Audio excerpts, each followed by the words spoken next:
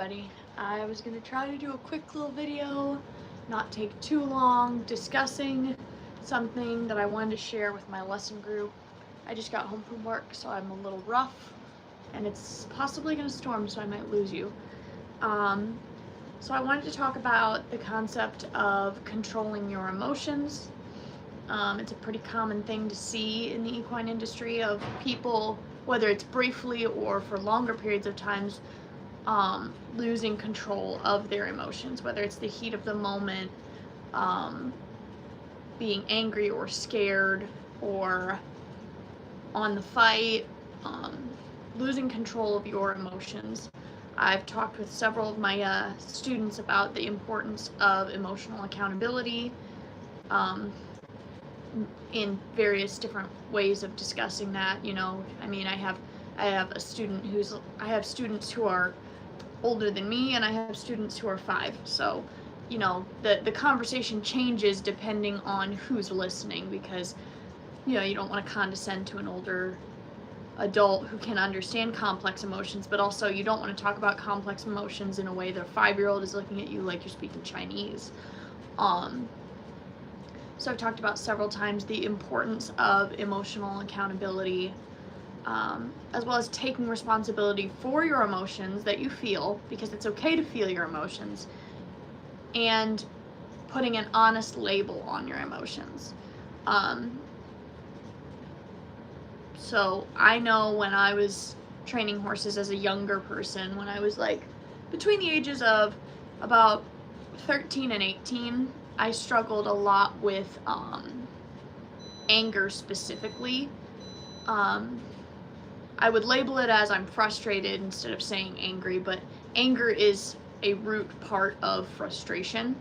And I always tell my kids that frustration begins where your knowledge ends. It's not a bad thing. It's okay to be frustrated as long as you're using it correctly. If your frustration causes you to hurt your horse, that's an improper application. If your frustration causes you to go read books, watch videos, educate yourself, then that frustration is used correctly, and therefore a good thing. So I struggled a lot with anger as a younger rider, because I didn't know the answer and I wanted it so badly, but I didn't quite use my anger properly always. Sometimes I did. Sometimes I used it to push me to research, learn more, apply myself, but then sometimes I used my anger for less than ideal purposes. And the reason I talk about my specific issues is so that hopefully, if I can share this with my students, they realize that I get angry too. I get frustrated, I get angry, I get scared. One of the funniest things I think that somebody ever said to me is that I seemed really fearless, because most of the people who are really close to me know that I'm in fact very fearful. I just try my hardest to not let that fear prevent me from doing things. I deal with fear a lot with my parents too, with my kids.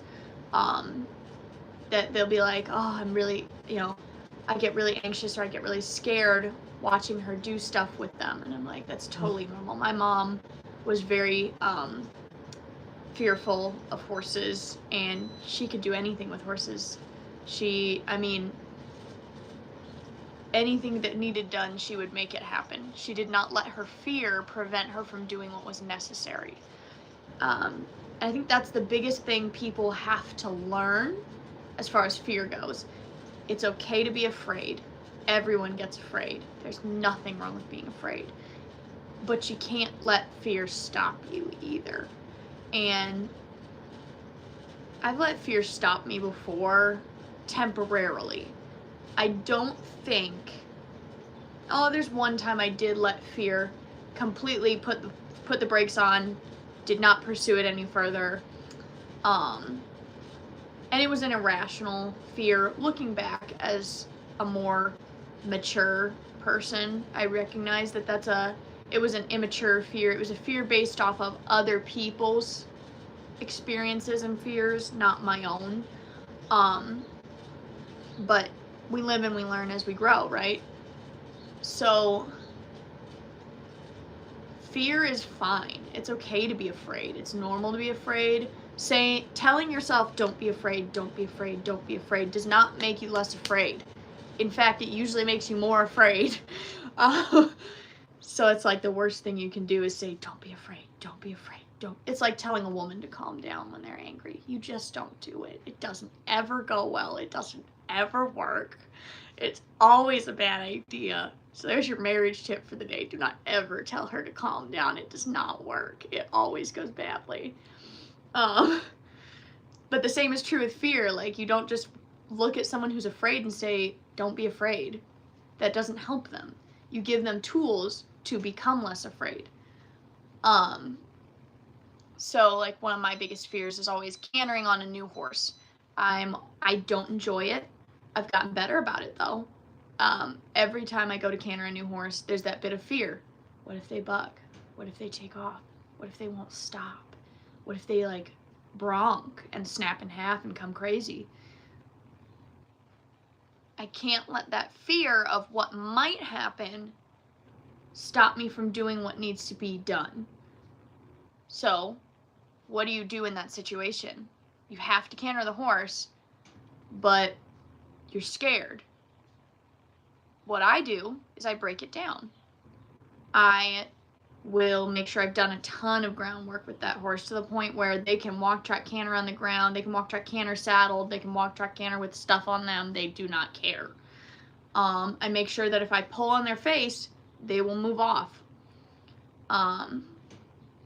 And, you know, when it comes time to actually ride them, there's other things you can do depending on the horse to build your confidence. Each horse has been different. Each horse I've had a different point where I'm like, okay, I'm ready. But, you know, when it comes time to actually ride, if they seem wiggy when you walk them and you don't think you can sit it, don't push it. Wait. Get them comfortable walking. If they walk trot fine, but they're a little wiggy when you trot, walk trot them till they settle in. And end the ride there. You don't have to walk, trot, canter the first ride every time. Noelle, one of my, a video that did really well because I got a lot of both positive and negative. My first ride on Noelle, I didn't canter. I didn't canter for a while on her because I was scared. She was a little catty Mustang, and I was afraid she was going to drop me like a hot rock. And fun fact, she did, but not when we cantered. She's fine to canter. But that was my fault more than hers. But you live and you learn. So if I'm afraid to do something, I break it down into smaller things. And I do that with my kids. So I've had kids that are scared to get on the horse. So what do? You let them pet the horse. You let them walk with the horse. Lead the horse on their own. You let them, you know, sit on them, take them off. At some point, you do have to do kind of the immersion therapy, which is you put them on and you keep them on and you just go. I did have a little kid that we had to do that. We tried all the other things that normally help a kid, and she was not getting more comfortable, so I was like, all right, here's the plan. I told the mom, I'm like, here's the plan. If you're comfortable with it, you're going to put her on, hold her on, and we're going to walk. And we're not going to stop. She can cry, she can scream, she can flail around. The horse doesn't care. I don't care, the horse doesn't care. So as long as you can keep her safe, that's the plan. She's like, okay. We did that. She was fine. That's immersion. So that's when you fully submerge yourself into a stimulus that you're afraid of, and you submerge yourself until you're no longer scared. That one's a little rough. I don't do that very often, but, you know, when you only have a little bit of time and the parent really wants them to ride, you're like, okay, well, then that means we're going to have to do some unfun, tough stuff. But we break things down when we're scared. We don't bite off the whole thing. We take little nibbles till we become more brave. For anger's hard because anger takes over. Anger takes over your whole being and you can't let it go. Because the biggest thing that everyone tells you is you don't quit until it's good. Sometimes you quit until you can calm down, and that's okay. There were many, many, many times with my first horse. I would literally get off, walk away, and be done for the day, whether we had a good ride or not. Because I could tell I was getting angry, and when I'm angry, it doesn't get better. Because nothing good happens when you're angry. It pretty much always becomes you get sharper and harsher, and if you can't walk away, it's not going to get better. Bugs are driving me nuts. So, anger, my biggest thing that I tell people who are angry, frustrated, and getting to that point is walk away. Get off the horse. Stop. Because the worst thing you can do and the quickest way to ruin your positive progress is to let your anger make you pull on your horse, jerk your horse, smack your horse, whatever. It's anger clouds your judgment to where you stop caring about fixing it and you care more about winning. And when you want to win instead of fix, you've already lost. But I just wanted to kind of talk about those emotions and how it's important to control your emotions, because especially anger, in one angry moment you can ruin everything and it can be entirely over. It literally takes one moment for it to go really, really bad. One moment of not thinking it through and just reacting can end their career and yours. And that's why controlling your emotions is so important. I